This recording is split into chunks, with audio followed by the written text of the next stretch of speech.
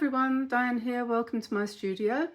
Today I'm going to show you how I use an art book for inspiration.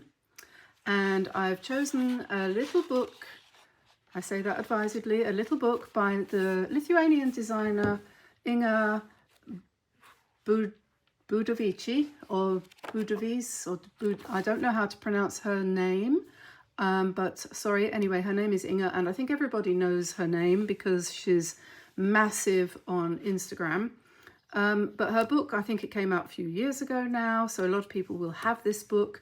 If you haven't already got it, you might want to get it. And if you want to see a very thorough review of this book, page by page, then you could go and have a look at a new channel called Art Book Nook. That's ARTBOOKNOOK, Art Book Nook, which is run by a lady of a certain age called Kay. And she's an amateur artist who does book reviews of lots of different types of books. I'll link her channel in the description below. So please do go and take a look at what she has to say about this book, because she goes through it literally page by page, which I am not going to do, and because I think that would be duplicating the effort. So I'm not going to do that, but I suggest you go and have a look at her when you've watched my video, of course. Go and have a look at her if you're thinking you might want to buy it, because it's very helpful. And that was why I found her, actually, because I wanted to know what was in this book before I splashed out with my hard-earned cash. Anyway, it's interesting. There's a couple of interesting things I want to say about this book, which is one, it's small. So don't think you're getting an A4 book here. You're not. You're going to get something which is slightly smaller. I'll just show the comparison between that and the normal size. This is what I call a book, and this is a booklet. It's a bit smaller. And there's a lot of white space in it. There's not very many words and there's a lot of white space, but that doesn't necessarily have to matter. But anyway, so it's that. And it's also, as Kay pointed out in her review, it's a bit bouncy. It tends to want to keep springing shut.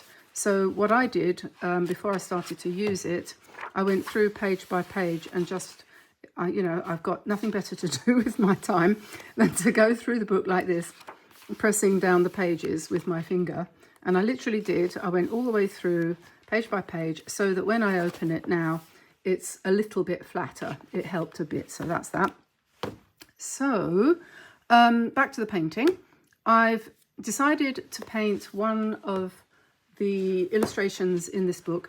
Inga is by training a graphic designer, and that really shows because a lot of what's in here has a little bit of the element of having been passed through digitalization.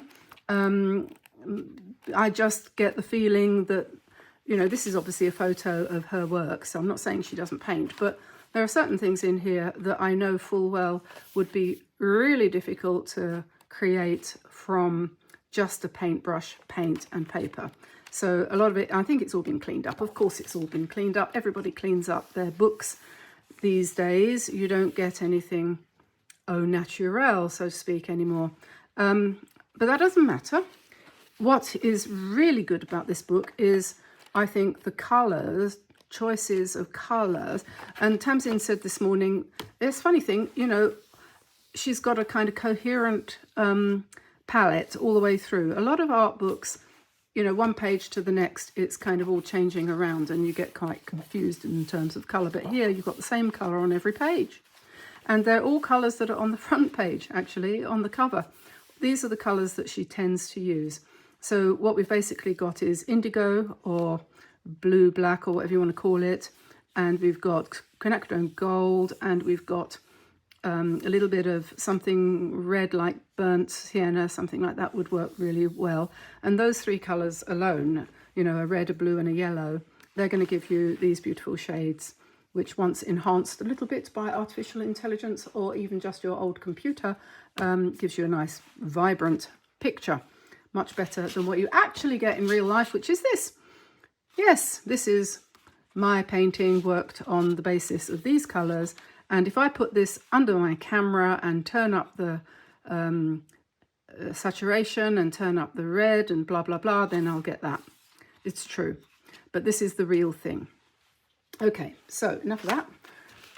I'm going to do this project or something like this. This isn't a project. She has some projects in here where she goes through and tells you how she did it. But this isn't one of them. So I thought I would use this and I would show you how I would go about trying to recreate what she's got here. Okay, and just to give you an idea, these are the two paintings that I did yesterday in the way of practice. So this is my effort at doing that. I'm going to put that over there. So now we need to think about what materials we're going to use for this. And these ones that I did earlier, I did on Meaden cold press paper. There's a rock on my desk, I don't know quite why. Oh, force. I did on Meaden cold press, this one here. This is a new pad, a new one.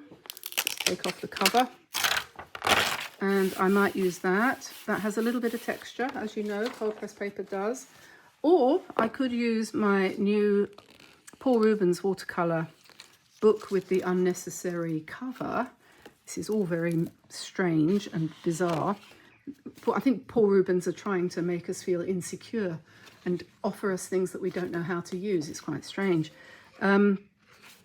Anyway, it says on here, apply to watercolor, color pencil, pen drawing and marker pen. Apply to them for what? A job? So you've got your opening here.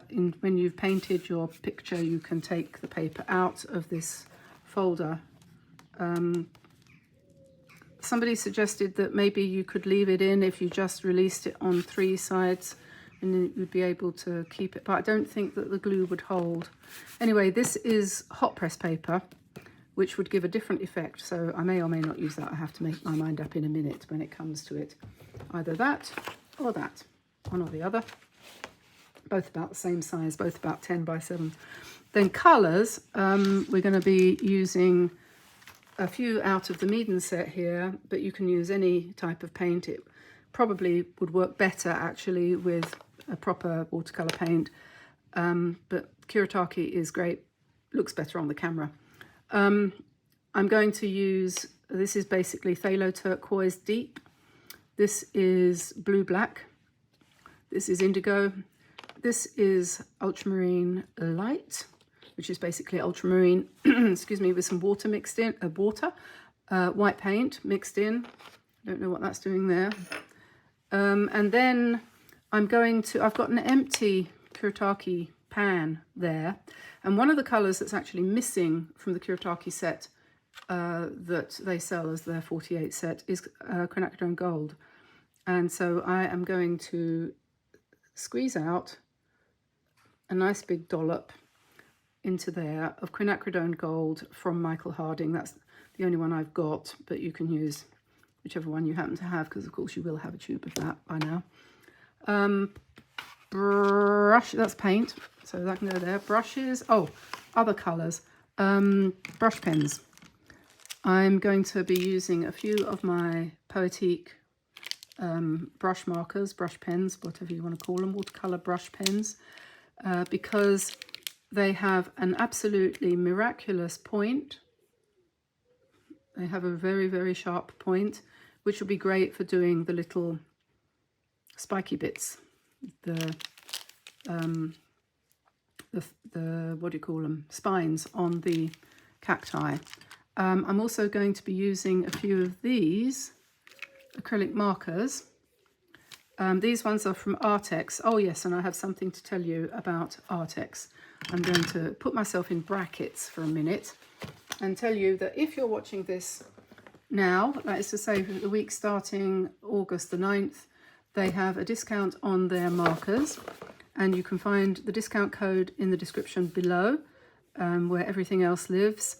And these pens are great, especially the white one, which is very good for making white lines. Now I have to show you how they work. because I've been told that I must. When you get them, they look like this, and there's no colour, no ink in the nib, right? So you have to activate them, and it's not difficult. You take a piece of paper or something like that, and you just press down, and you wait, and you can see straight away the ink starts to flow down the nib. You can see that if you look carefully, and you can do it again, and you'll see it's flowing still, and it's nearly there, and it's there. So now you have, it makes me feel like I'm taking blood samples when I do this. You have a lovely red marker. Ta-da! These things will work on anything. They will write on rock, and it stays there. They will write on ceramic, and it stays there. It's great. I might wipe that off later because I'm not sure I want that on there. It works on glass. It works on anything shiny. You can use them on canvas, so you can paint your shoes if you feel that way inclined. They're great. They really are, and they're particularly good for doing artwork. I was just thinking I had a picture that I was going to show you that I had done. These, I know you think I'm obsessed with birds, maybe I am. This was a background that I'd done previously in watercolor, and then I tried out these Artex pens. I wanted to do some scratchy birds and some leaves and things, so I did that with the light grey, and I thought they came out in an interesting way. So you can use them for playing with, they're quite good fun. And then I did these two as well with grey and orange, and yeah, I quite enjoyed that. And I used the white quite loosely, and then I kind of worked into the white with the grey to give me a sort of mixture of grey and white. And you can use a brush with them as well, actually. If you put some of the paint on the paper and you come in with a watercolour brush with a bit of water, you can spread them around and do all sorts of things if you want to. So that's that. What else? Right, now, so the painting, yes. Let's start the painting. I think I'll use the Meaden paper just to be on the safe side. I haven't tried the Paul Rubens one yet, so I don't want to make any mistakes. So we'll go with this. And what I'm going to do first, once I've sat down, I didn't talk about brushes. I'm using my Drawell brushes today, a size 10 or 11, something like that, quite a big one. I'm going to use those. These I get from Japan direct, and if you want to, you can too. Information's in the description below. And if you order a few at a time, the cost of the shipping obviously goes down relative to the brushes, and they're so inexpensive as brushes prices go. If you get together with a couple of friends, you can actually get some brushes practically for nothing, really. So I'll put those there. Okay, so now the first thing to do, let's say we are going to use this as inspiration. And when I use somebody else's art book for inspiration, I'm not going to copy exactly what they did, obviously. I would say to myself, okay, this is interesting. What I like about this, what do I like about this that I want to work with? And I think it's got to be just literally the palette, which is interesting because in actual fact, you know, cacti don't look like that, do they? So having seen that and thought to myself, yeah, you know, that's nice and modern and I can do something like that. Then I think, right, maybe I'll put them in pots because they look a bit daft sitting there on nothing, don't they? You know, I mean, it's very modern and all that, but they would either be on the ground or else they would be in pots or something. So that would be my idea of how to improve it a little bit, perhaps you could say.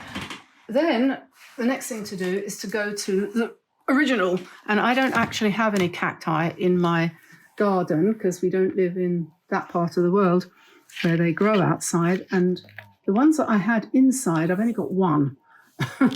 And he's a bit small. So I won't go to him, but I will go to my Royal Horticultural Society Gardener's Encyclopedia of Plants and Flowers, which contains 8,000 plants and 4,000 photographs, all taken before digital cameras were invented. So you can guarantee that these photos are real, okay? And we're going to look at these. I am going to remind myself, some of you lucky ladies who live in tropical or semi-tropical or arid areas will be very familiar with this kind of plant, and you will be saying to yourselves, why does she need to look at a picture of a cactus? I've got them all over the place. Yeah, well, I don't live in Arizona. They don't grow here. We don't have enough sun. So I'm looking and saying to myself, okay, yes, I see, I get the point, so to speak. And yeah, so there's lots of different shapes, lots of different sizes. And this is the one I was looking for here, Opuntia robusta, which has flattened oval segments, either with no spines or 8 to 12 white ones per areole. They're so strange, aren't they? Such unfriendly plants. So we'll have some of them. I'm going to have some of them. I had some of them and I was practicing doing some of them. And then I want one of these, which is an Echinocactus grusonii, a barrel cactus, mother-in-law's seat, slow-growing hemispherical perennial cactus, 30 ribs with a woolly crown and a ring of straw-coloured flowers in the summer. So that's quite a nice one. I kind of thought I would put something like that in. Then we've got these long, tall ones like this. That one I'm going to have. That's got like stripes of light and dark green in it. And what else was I going to put? Yeah, here it is, this one. Yes, that one. Or this one, something like that. So big, long, tall ones like this, medium-sized ones like that, and short, fat ones like that, and flat ones like that. So choosing a variety of different shapes, which will give you the right kind of balance for your painting. And then, of course, we're going to put them in pots. So we'll similarly choose different shaped pots that will complement the plant, if you see what I mean. And then we can decorate them. And it's all good fun, isn't it? So first thing to do is to put that out of the way. Don't need that anymore, really. I'm going to work from my own inspiration there. And I was thinking about doing cactuses, actually. And then when I came up with this book, I thought, oh, yeah, that kind of makes sense, because I was thinking about doing cactuses, because we did pot plants the other day, didn't we? So we do potted cacti today.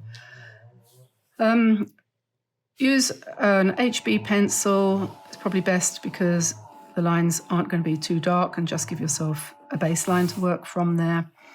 And then we will draw. You can either draw the cactuses first and then put the pots in afterwards, or you can put the pots in first and then draw the plants. So I think we'll do that. And I'm going to basically do what I did before. Don't worry about perspective or anything like that. You just, don't worry about the base being curved or flat, doesn't matter. So we'll just make sure that we can fit them all in, really, is the only main thing to worry about. So we've got a kind of cylindrical one at the end here.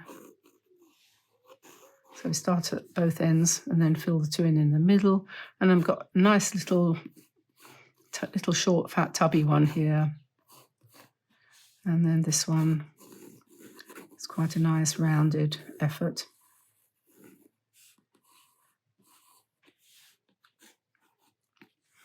And something you can do to avoid, some people say, oh, I don't like it when I've got all these pencil lines on my work afterwards.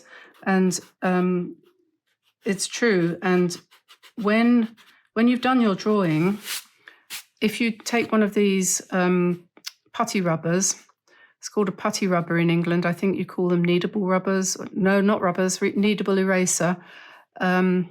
You can go over your drawing and make the lines really, really light just by pressing down and lifting up some of the graphite from your pencil which really helps. And by the time you've finished painting, you know, you won't see the few marks that remain. And so now we'll go ahead and do our flattened cactus, which is called Opuntia robusta.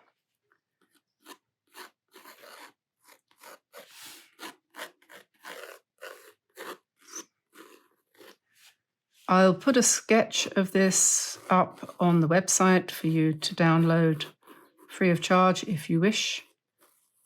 If you don't like drawing, some people don't. It looks like Mickey Mouse, don't you think? So we'll put another one here. A little one on here. And I think these often have little flowers on them, like that. So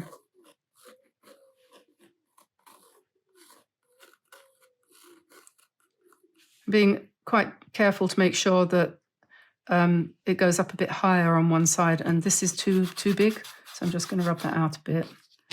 That's too big, so we'll take that down a little bit and keep him over here a little bit.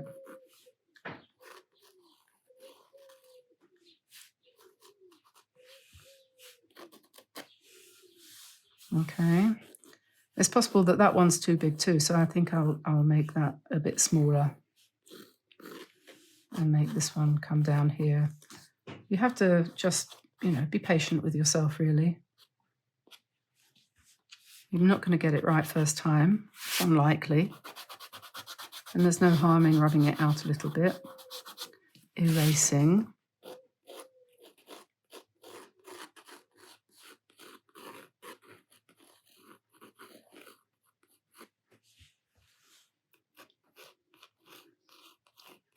And we'll put some flowers up there, but we don't really need to worry about those too much. Then this one, I think maybe I might have made that a bit too tall.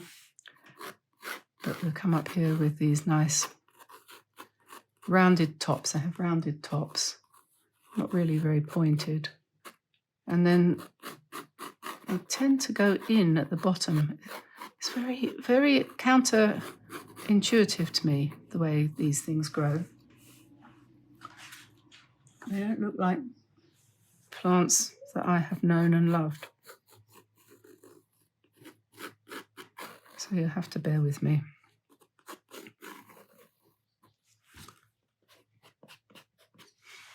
Okay, and then this one in a little flat thing, a nice spherical one. Like that. It looks like a snow globe, doesn't it?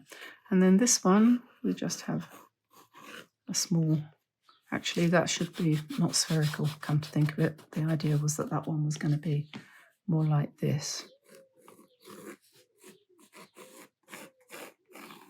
And this one was the one that was going to be spherical. And there we are. Now I probably put them all a little bit too high up. My shelf here should have been a little bit further down, but never mind. That's where it is. That's where it's going to stay now. So let's find our paintbrush. I'm going to use the black one. This is a Drawell Maestro. And our paints are here.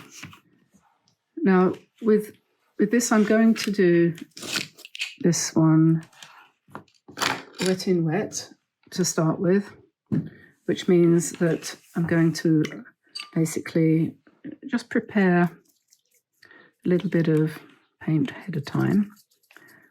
So that's blue-black, I think. And this one is indigo. Not really very much difference, so either of those would do. And I'm going to pick up a little bit of quinacridone gold. And lo and behold, we have green.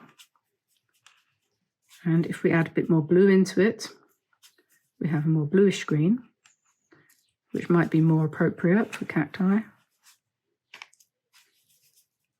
But we want it reasonably light. And then we can basically just first of all paint the cactus shapes with clean water. If there's a tiny bit of paint on your brush so you can see where you're going, that is beneficial. So it's basically very, very light green, but you can see where the water has gone. If your brush is totally clean, you won't be able to see where you've gone. So this is actually beneficial to have that. And then pick up some paint and literally just drop it in. Don't brush it in, just drop it in. All right. And then change the color slightly, but keep it nice and light.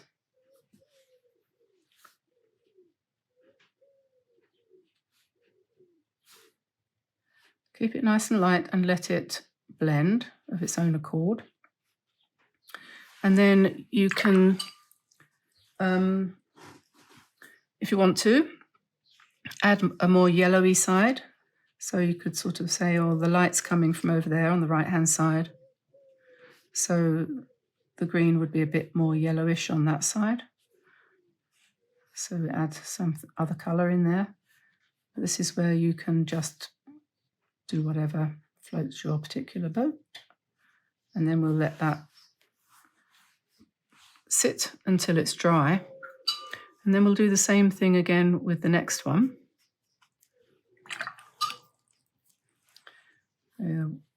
Paint them first in water.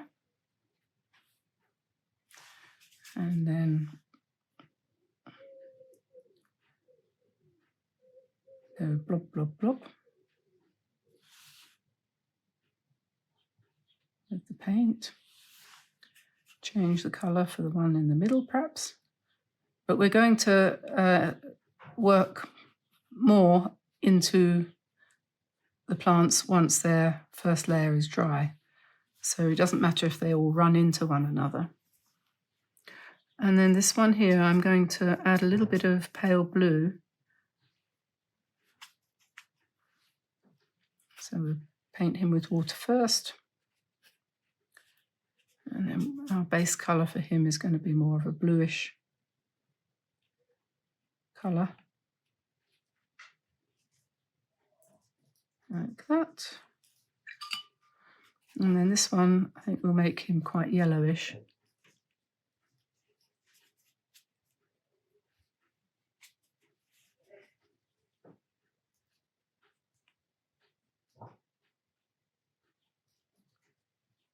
Okay, so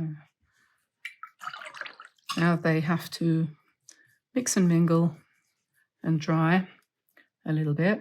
I might use a little bit of my red up here, and I don't mind if it touches and spreads into the are they called leaves? I don't know if they're called leaves, the parts below, but just to give me an indication there.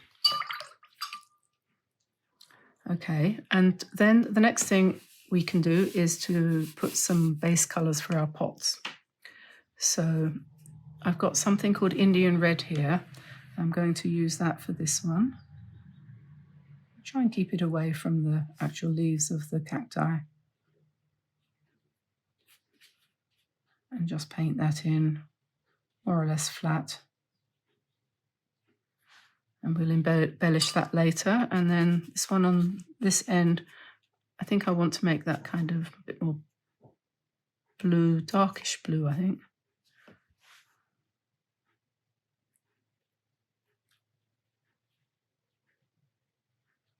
So we just do that.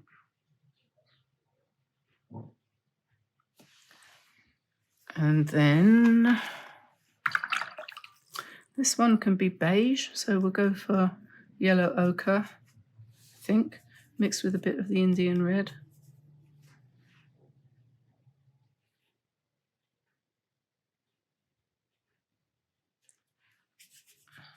And then this one I'm going to make sort of bluish green.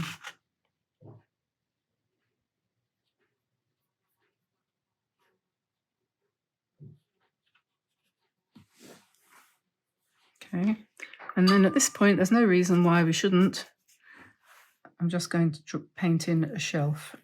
I quite like to do that while the pots aren't dry, because then we get a little bit of shadow occurring as the paint runs. So at this stage, probably what I might have to do is put the hairdryer on my painting. Okie dokie, so that's dry now, and let's come in with a second coat of colour. And it's entirely up to you whether you decide to go for more realistic colours or whether you want to, you know, branch out into imaginary colours. What we want is just a little bit of variety.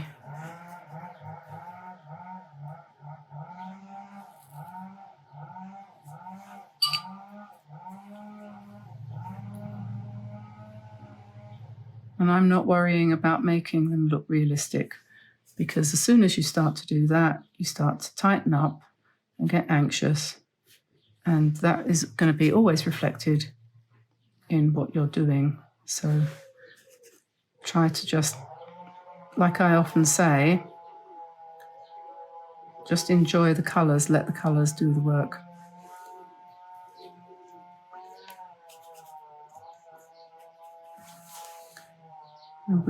I do like to make one side of my pots a little bit darker than the other side. And we can do something at the back there. And then this one is going to have some nice stripes coming down him.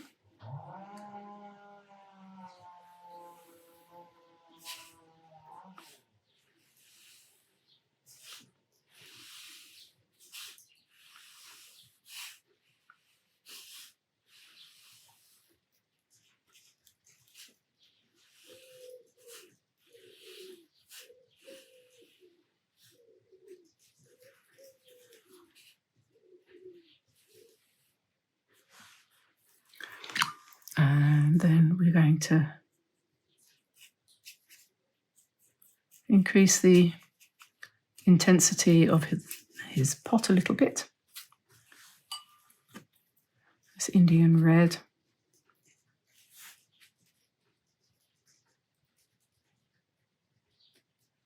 Leave some areas of light just to make it more interesting. And then we had this one here.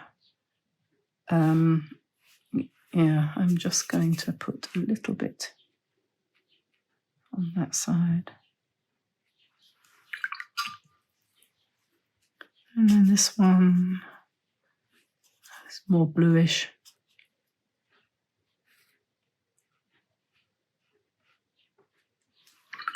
Okay. And then on that one there,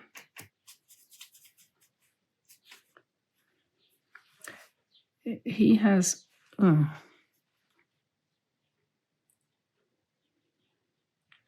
stripes going down, starting narrow at the top and getting wider and then narrow again.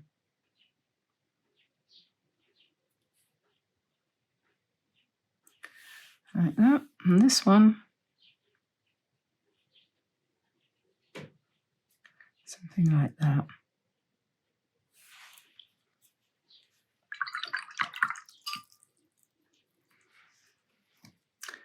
Hairdryer time again. So I've got a selection of a few of my Poetique pens here, which I think are probably going to be roughly the right sort of colours that I'm going to need. And I've also got some of these Artex pens here too. And as well, if I need them, I've also got these Lightwish acrylic pens, which are great fun to use as well, actually, although they might not be appropriate for this particular thing today.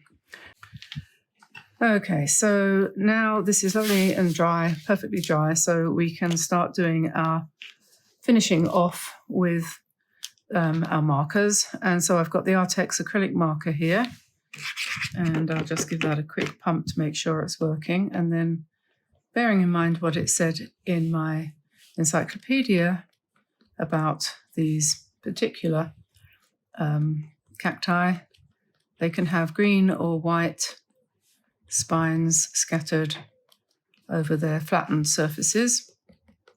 So we'll do that. And then we need to put some sticky out bits, some spines around the outside edges. So I think what I'll do is I'll choose one of these. This green is pretty close to the colour that I've actually used. So I'm just going to flick out like this from the edges, the little spines. And if you feel that that's too dark, which it might be, we might not want to use that colour all the way around everywhere. So I could have a little hunt in my set. And I have got the 96. I'm lucky to have this because I was given it by Politique way back at the beginning. They were the first people to sponsor us in any way. And they just sent me these brush pens, and I didn't know what to do with them at the time because I'd never had anything like that before. So I'm thinking maybe green is a bit strong, so maybe I'll go for a grey. So I'm going to just pull out the greys here and have a better look. And pop that over there. Yeah, I sort of want a greyish green really, but I'm not sure. Let's see. Is that too dark?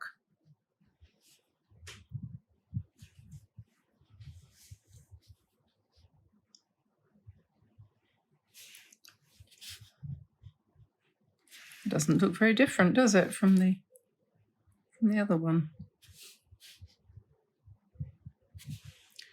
Purple grey, that says. Let's try something else. What about this one? That's completely colourless. What about this one?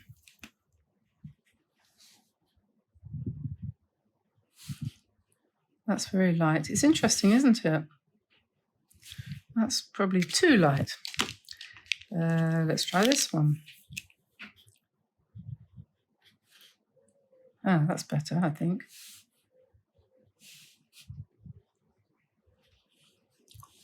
And I'm going to put just some texture here and there on Mickey Mouse. Like that. And then I'll stick those down there. And take my white, and I'm just going to put a highlight across the top of there where the two join. And maybe a couple of other highlights here and there. Something like that. And then we need to finish off this. And I think probably what I want is a dark blue marker.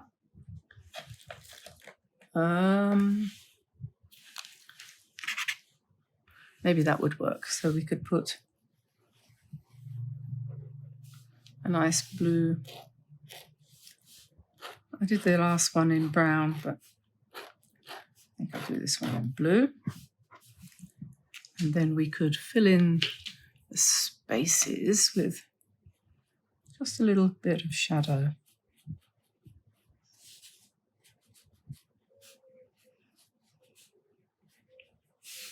It's just fun to make it up as you go along.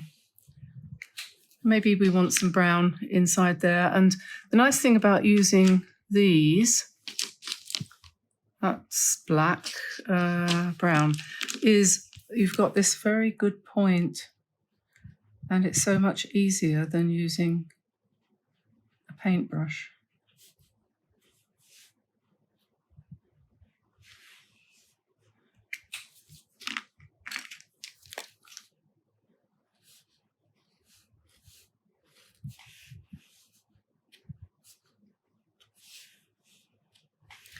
Okay, this one, what I want to do is to give it some nice dark lines.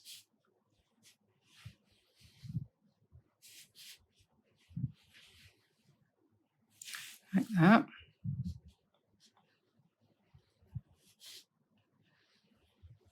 Just using the very point, the very tip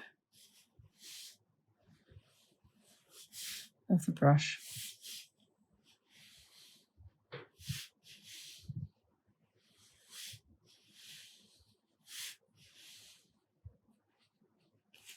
Something like that.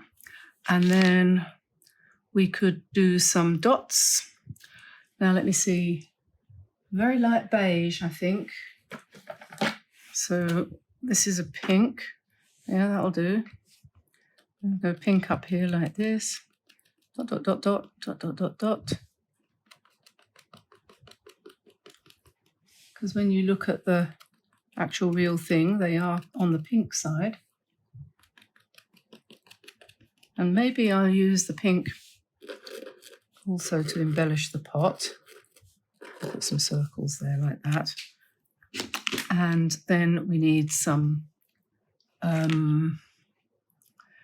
tiny hairs.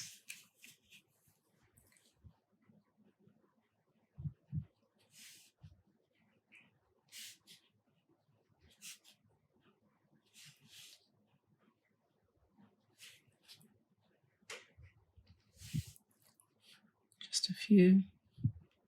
Don't want to go too mad because we've got the idea really. And then for the pot, what I did before was I took a brown, a darker brown. Where's it gone? Brown, brown, brown, brown. This will do, I think. And I went round the top. Then we can have some V shapes like that. And then some V shapes like that. And then we'll go around these as well.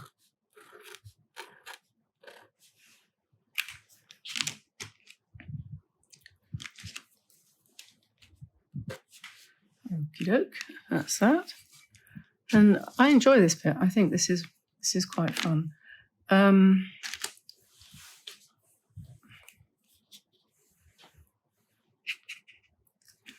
Now this, we just need to make these shadowy bits a bit more shadowy. So I've dipped this brush into water so that the paint flows out a little bit more easily. And then we'll go for a dark green and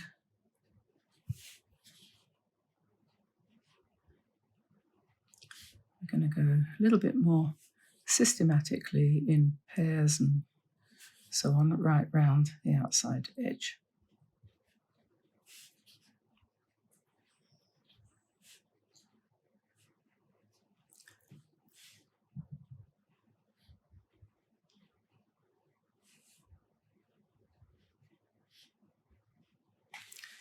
Like that, and then this one's got white dots too.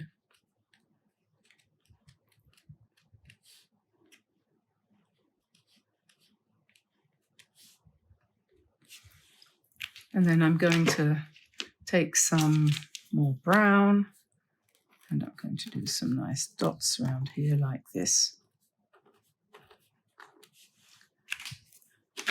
And then we'll find the small brush. This is the Light Wish. Let me just do some half circles around the outside edges of those. Like that. And now we're on to the last one. And I think I'm going to put some white lines. And I remember when I read about this, it said it had a white fluffy top. Like that, like a white hat.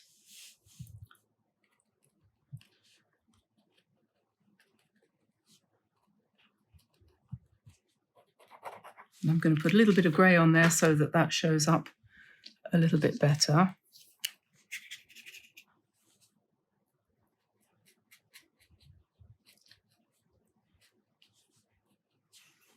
Okay, And then I rather feel that it was quite a nice idea to have the white lines around this one.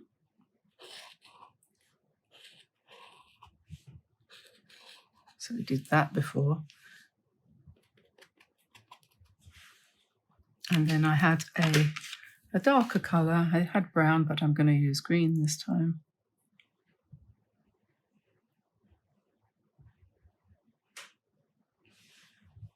And then we'll put some spines on the outside edges.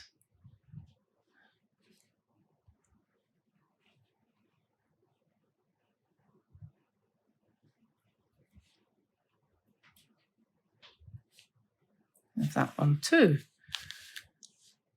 Okie doke. And now just one thing remains to be done, which is to find a nice red and just emphasize these flowers. So we have the pink from the paint, and we're just going to just scribble in a little bit of red there to do that. So there we are. Oh, this one looks like it could do with a few more white dots.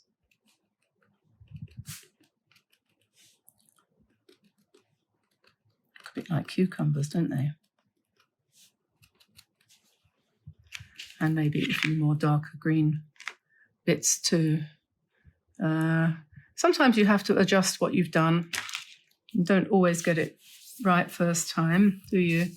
I don't anyway. I've lost my green now. There it is.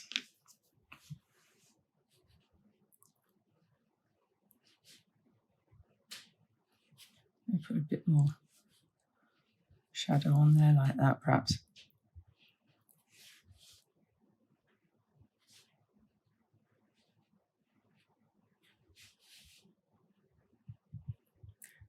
Okay, so there we are. That's my version of a row of potted cacti. It's a bit more traditional, a bit more conventional than the ones that I copied from Inga's book. This is my first version, and this is the one I've just done.